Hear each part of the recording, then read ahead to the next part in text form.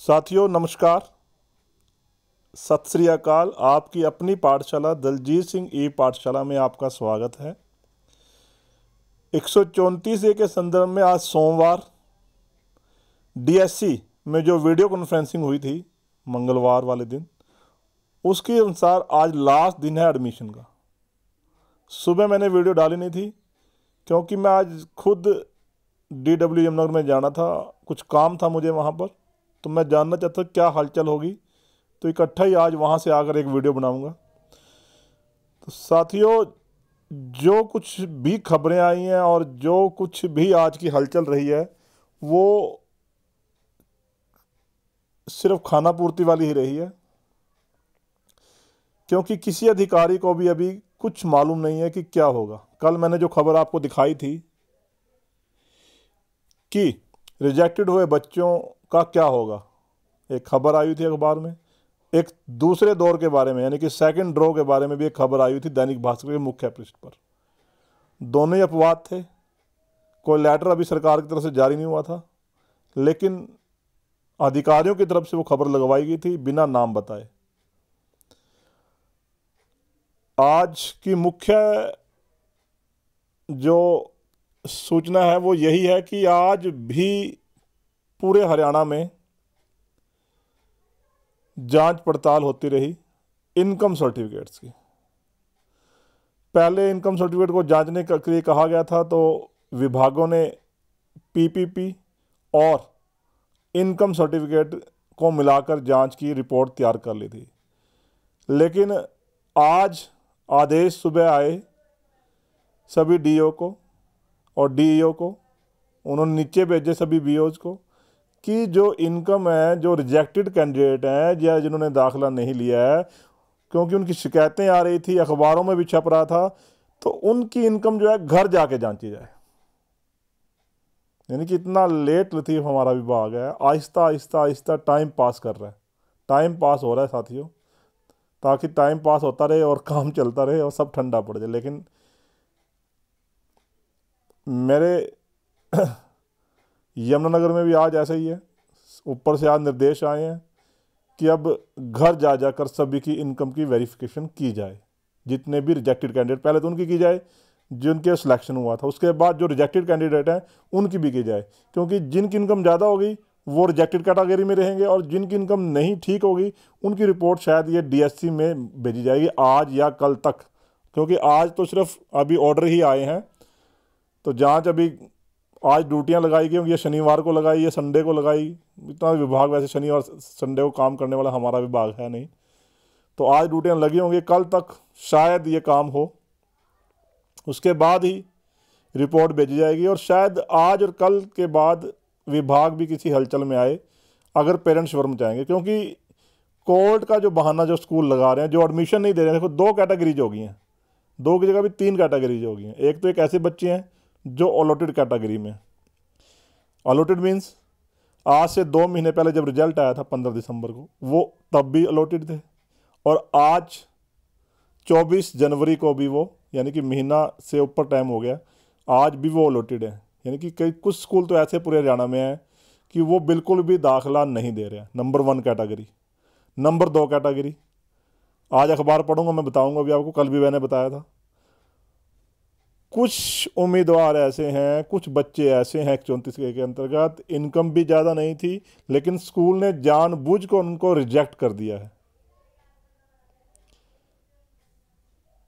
उनको स्कूल ने, private school ने जानबूझ कर रिजेक्ट कर दिया है। विभाग को भी पता है, अधिकारियों को भी पता है, जानबूझ कर रिजेक्ट। उनका क्या होगा? नंबर 3 कैटेगरी जो है वो उन बच्चों की है कि उस स्कूल में सीट ही नहीं थी, या तो स्कूल बहाना मार रहा है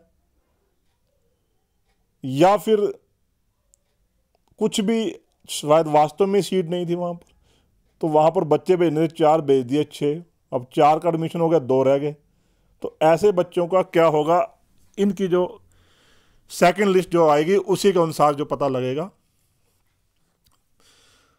अब तीनों कैटेगरीज की समस्या यही है, जब तक पेरेंट्स जो है अधिक आज मिले भी होंगे और आपके जो सुझाव हैं, आपने जो वहाँ पता किया, जो वहाँ पर अधिकारी ने आपसे कहा, आप जरूर कमेंट बॉक्स में लिखिए ताकि मुझे ही पता लगे कि अधिकारी क्या जवाब दे रहे हैं। यमुनानगर में तो जो 2 स्कूल थे वो तो बिल्कुल, मैंने पता किया कि वो दो के 4 स्कूल थे, वो तो बिल्कुल ही जवाब दे रहे हैं।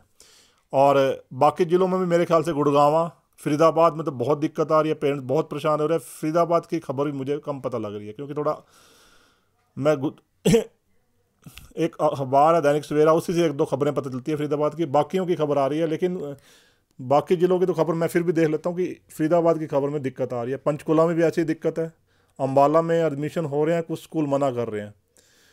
तो अब विभाग मंगल या बुधवार को जो ऐसा भी होगा निर्णय जरूर लेना पड़ेगा विभाग को, क्योंकि वो ज़्यादा दिन लटका कर नहीं सकता। 28 फरवरी बहुत दूर है, कोर्ट की कोई स्टे नहीं है। कोर्ट में कोई मैटर जब पेंडिंग होता है तो अगर या तो उसके ऊपर स्टे मिली हो तब कोर्ट 28 हरियाणा विभाग जो है, हमारा विभाग जो एजुकेशन विभाग वेट कर सकता है, क्योंकि माता पिता तो इतनी देर रहने से रहे, माता पिता तो शोर मचाएंगे, अब उस शोर को ठंडा करना तो उनकी लिपापोती होगी। तो अब इस टाइम पास करने के लिए ये कितने दिन चल सकता है? आज चल जाएगा, सोमवार या मंगलवार, कल तक चल जाएगा, परसों तक विभाग को कोई ना कोई एक्शन उन स्कूलों के ऊपर जो स्कूलों ने दाखिला नहीं दिया उनके ऊपर लेना पड़ेगा, कोई ना कोई पत्थर निकालना पड़ेगा उनको। नंबर 1 बात। नंबर 2, अब रहेगी 2 कैटेगरीज, एक तो सीट नहीं थी स्कूल में, और नंबर 2 वो रिजेक्टेड बच्चे जिनको जानबूझकर रिजेक्ट किया गया। उन दोनों का आज मैंने बता ही दिया आपको क्या होगा। उन दोनों के बारे में छानबीन हो रही है, आज भी आपके घर छानबीन होगी, यानी कि आपके घर आएंगे अफसर या अध्यापक, या कल भी आएंगे। आप प्यार से उनको सारा कुछ समझाइए, अपने डॉक्यूमेंट दिखाइए, PPID दिखाइए अपनी, और उन्हें बताइए कि हमारी इनकम नहीं है कोरोना काल में कुछ भी। आप उन्हें कैसे कन्विंस करेंगे ये आप जानते हैं बेहतर, मेरे से बेहतर तरीके से जानते हैं। और उसके बाद जिन बच्चों की रिपोर्ट वहाँ से ठीक बन के आएगी, रिजेक्टेड बच्चों की, उनका ब्यौरा जो है शायद DSC में भेजा जाएगा, उनके बारे में निर्णय विभाग लेगा। नंबर 3, जिनकी बिल्कुल ही उनकी सीट ही स्कूल में नहीं थी लेकिन उनको स्कूल अलॉट कर दिया गया था, ये 3 कैटेगरी अब बन चुकी हैं। चौथी और 5वीं कैटेगरी में बात नहीं करूंगा, जो वो बाद में लंबा टाइम हो जाएगा। 3 कैटेगरी के बारे में बता रहा हूँ, इनके बारे में 1 या 2 दिन में शायद विभाग कुछ ना कुछ हल निकाले। या तो जो बच्चे जो स्कूल बिल्कुल एडमिशन नहीं दे रहे हैं उनके खिलाफ कार्रवाई की जाए, उनकी मान्यता वापस ली जाए, या फिर ऐसा हो सकता है कि सरकार ना पंगा ले उनसे, क्योंकि सरकार को भी हिम्मत चाहिए। तो सरकार क्या कर सकती है, जो पेरेंट है उनको ऑप्शन दे सकती है 134 साइट के ऊपर कि आप स्कूल बदल लीजिए अपना। शायद, अभी पक्का नहीं है कुछ भी, क्योंकि अखबारों के माध्यम से कल भी आया था, आज भी कुछ अधिकारी छिपे बात कर रहे थे, कोई बताने को तैयार नहीं है क्योंकि कुछ पता ही नहीं है किसी को भी होना क्या है। लेकिन ये तय है साथियों कि आप जब तक शोर नहीं मचाओगे, आप जब तक अपने हक की मांग नहीं करोगे, तब तक कुछ भी होने वाला नहीं है। आप इकट्ठे रहिए, चौकन्ने रहिए और अपने हकों को मांगते रहिए।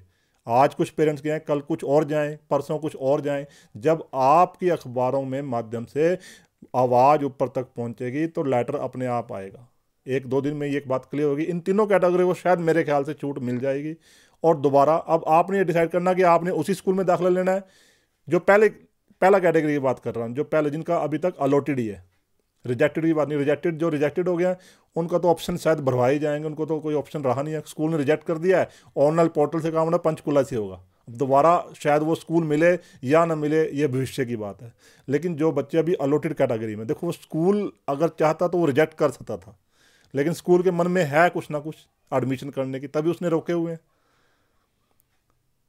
नहीं तो वो रिजेक्ट कर सकता। काफ़ी मैं अभी अखबार का पढ़ूंगा तो मैं बताऊंगा आपको, कल संडे को भी सभी हरियाणा के ज़िलों में कैसे बच्चों को रिजेक्ट किया गया है। तो साथियों, अगर जो पहला कैटेगरी की बात कर रहा था मैं, पूरी लंबी बात हो जाती है कई बार। पहला कैटेगरी जो जिनको अभी तक अलॉटेड, अगर आप वही स्कूल लेना चाहते हैं तो आप जिद पर अड़े रहें। DO, BO, ADC जो कमेटी बनी हुई है 3 मेंबरों की, उनको साफ कह दीजिए कि हमें यही स्कूल लेना है और ऊपर से आप आदेश मंगवाइए।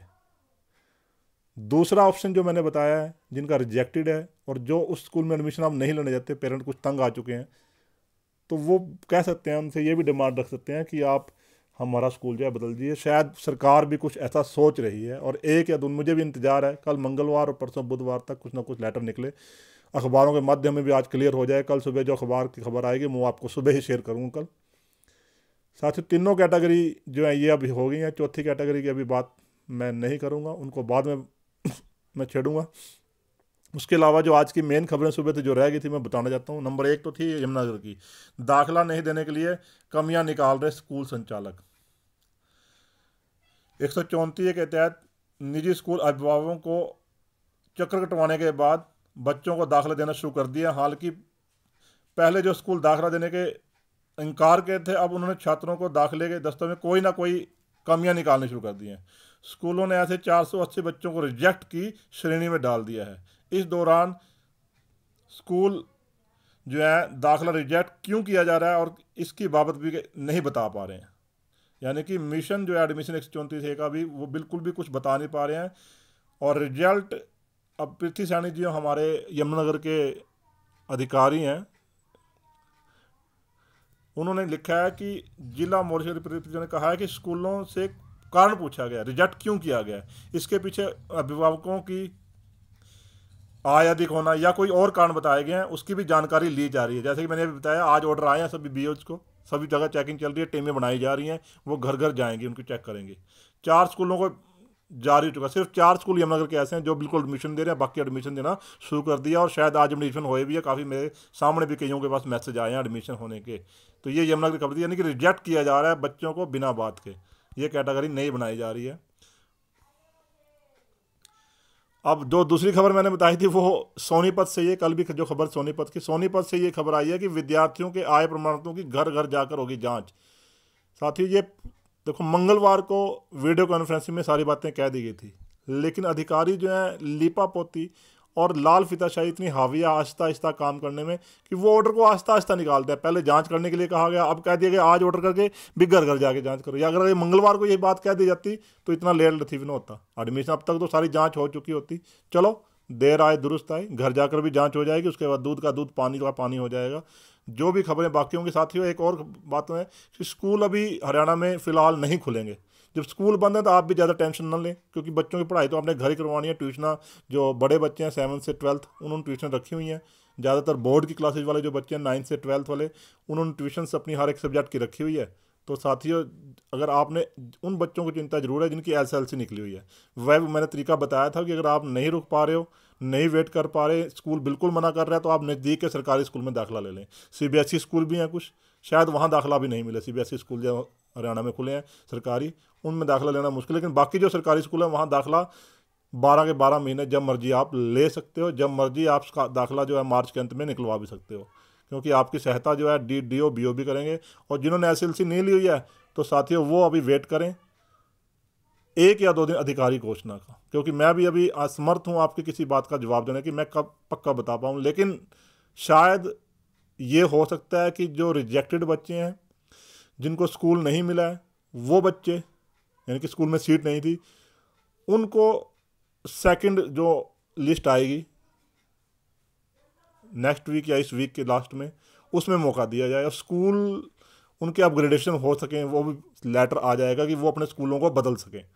अब जो बच्चे रह गए अलॉटेड, सबसे ज़्यादा बुरा उन्हीं के साथ हो रहा है, ना तो वो उधर के रहे ना इधर के रहे हैं, तो उनका भी कुछ ना कुछ हल जरूर निकलेगा। साथियों, पत्र का इंतजार करिए, 1 या 2 दिन में कुछ ना कुछ होगा। एक और खबर मैं बताना चाहूँ, ये हमारे विनोद शर्मा जी हैं सिरसा से। देखो इन्होंने कितनी जानकारियाँ निकलवाई हुई हैं। ये एक लेटर है सिरसा से, इन्होंने निकलवाया है। देखो बाकी पेरेंट्स जो जिलों के, वो भी 134 में 10% से अधिक बच्चे, ये स्कूल ने भेजा लिख के, जहाँ 10% से अधिक बच्चे आए थे। ये एक स्कूल है, 4th क्लास में 59 सीटें थी, 10% तो 6 सीटें बैठी हैं। पहले 6 बच्चे पढ़ रहे हैं तो वैकेंट सीट 6 थी, और कितने अलॉटेड सीट आए, 4 बच्चे हैं, तो चारों का एडमिशन नहीं हुआ। ऐसे ही 7th में 83 बच्चे थे, तो 83 का 10% 8 होना चाहिए था, यहाँ गलत लिख दिया, ये 83 का 8 होना चाहिए था, और 10% सीट, सॉरी 6 बच्चे पहले हैं, 8 बच्चे और 2 वैकेंट सीट हैं, बच्चे 7 भेज दिए। तो ये भी चक्कर पड़ रहा है। आप अगर और ज़्यादा चाहते हो तो साथियों, जो मैंने बताया था, जो अभिभावक कमेटियाँ बनी हुई जिला स्तर पर, वो स्कूलों का रजिस्टर भी मंगवा सकती हैं। वो RTI में भी पूछ सकते हो आप उनके स्कूलों के अटेंडेंस रजिस्टर, क्योंकि उन अटेंडेंस रजिस्टर में तो बच्चे उन्होंने लिखे ही होंगे सारे के सारे, वहाँ से आपको पता चलता अगर ये स्कूल कोई बेचा झूठ भेज रहा है। देखो साथियों, कितनी जानकारी उन्होंने इकट्ठी की हुई है, RTI के माध्यम से की है या जिला शिक्षा अधिकारी ने, ये पेरेंट्स ने इकट्ठी की है, पेरेंट्स ने मुझे बताई है। List of pending student who still awaited admission in 134 है, ये देखो DWO सिरसा को भेजी गई है BO के द्वारा, एलनाबाद के, सारा कुछ लिखा गया, कारण भी लिखा गया। तो आप भी ऐसी लिस्टें तैयार करवा के कम से कम खंड शिक्षा अधिकारी से भेज तो सकते हो आप आगे DO में, ताकि आपको भी जानकारी भी इतने बच्चे रह गए हैं और ऊपर भी जानकारी रहे। तो 1-2 दिन में आप ये भी काम सकते हो, शायद विभाग की भी गाइडलाइंस आएंगी जरूर, 1-2 दिन वेट करिए। और मैं सबसे बड़ी बात कहूँगा, इकट्ठे रहिए और संगठित रहिए और अपनी आवाज़ उठाइए। जब तक आप आवाज़ नहीं उठाओगे तब तक कुछ भी नहीं होगा। वही बात मैं दोबारा रिपीट करना चाहूँगा, जब तक बच्चा रोता नहीं है माँ भी उसे दूध नहीं पिलाती। जब तक आप अपने अधिकारों के लिए नहीं बोलोगे कोई भी आपका साथ नहीं देगा। साथियों, अगर आपकी कोई क्वेरीज है, इसके बाद भी आपका कोई भी क्वेश्चन है, आप कमेंट बॉक्स में लिखिए, मैं उसका समाधान करने की कोशिश करूंगा, उसका जवाब देने की कोशिश करूंगा। मेरी खबर को हर ग्रुप तक पहुंचाइए, मेरे चैनल को सब्सक्राइब करिए। धन्यवाद साथियों, जय हिंद साथियों।